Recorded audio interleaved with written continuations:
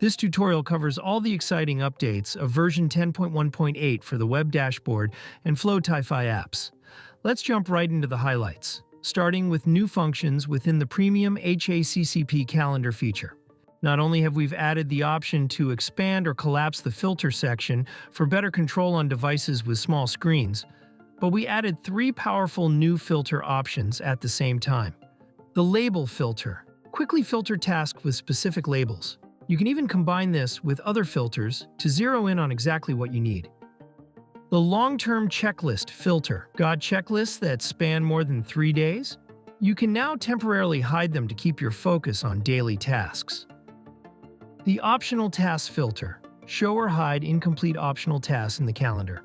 As a quick reminder, a task is optional when the bottom checkbox in advanced settings has been turned off.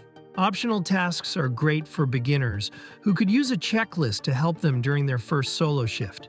These tasks show up but don't need to be checked off every single day.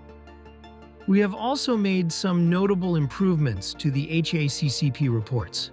Each report now includes a short explanation to highlight what they are best for.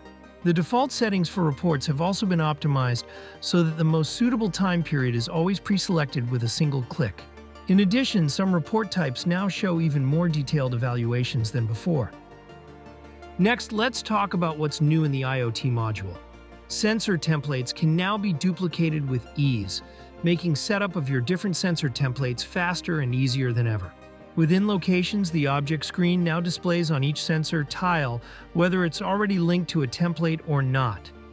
This is essential to quickly change all your local sensors to company presets. Just like the HACCP module, information on the different kinds of sensor reports have been upgraded. Now they offer even faster performance. In the Accounts and Access section, within the role permissions, we have introduced some nice improvements. Admins now have more control over different types of access rights across all 3 modules, with a focus on app-level permissions. You may want to refine the distinctions between the permissions assigned to each role. Another enhancement implemented across all modules is the streamlined organization of section tabs for greater clarity. This is particularly noticeable in the Answer Options section, where each module now features its own dedicated tab. The Audit module has 2 awesome new features. First up, the new question type External Findings lets you log external results like swab tests, water analyses, or third-party inspection reports directly in your audits. Here's how it works. Perform an audit in the app, including the documentation of your swab test, and wait for the results. Once they're ready, simply assign a score and attach the PDF report to the relevant external findings question. Now, the result will factor into your overall audit score. The final document seamlessly combines your internal audit and external findings into one. Until all results are in, the audit will remain marked as preliminary. The new Tabular Audit Comparison Report lets you compare multiple audits in one Excel file. Now you can compare a single audit over time, no matter how many revisions it has undergone. The result will be sorted by calendar weeks, along with the conduction date and result. It's a game changer for transparency and tracking audit completion rates.